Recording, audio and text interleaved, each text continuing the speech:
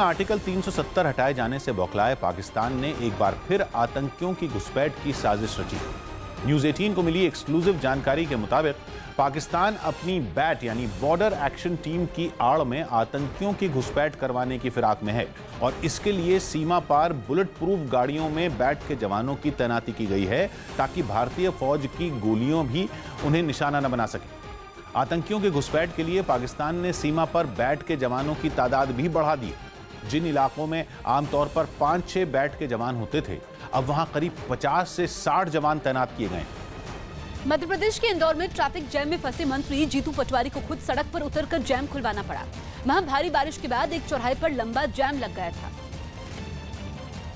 जिसमें कमलनाथ सरकार में खेल मंत्री जीतू पटवारी भी फंस गए। भीड़भाड़ वाली जगह होने के बावजूद वहां ट्रैफिक पुलिस का कोई जवान नहीं था, जिसके बाद जीतू पटवारी खुद सड़क पर उतर आए और जैम खुलवाने की कोशिश करने लगे।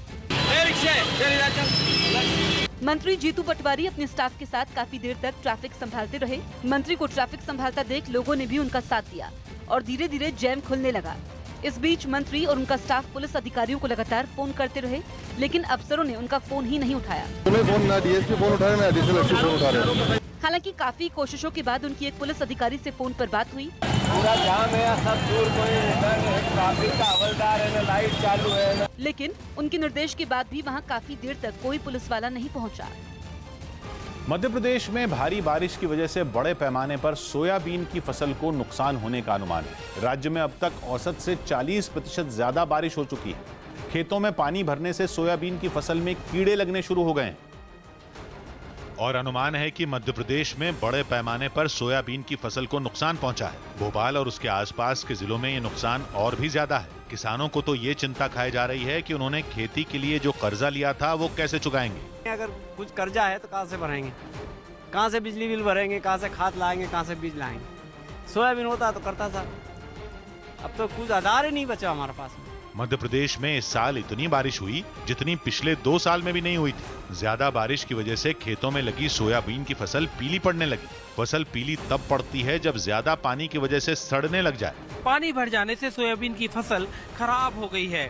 अगर दाने आ गए हैं तो दाने बहुत छोटे पड़ गए हैं और पीले पत्ते बता रहे हैं कि आने वाले दिनों में सोयाबीन की फसल से जो मुनाफा किसान को होता है वो इस बार नहीं होगा।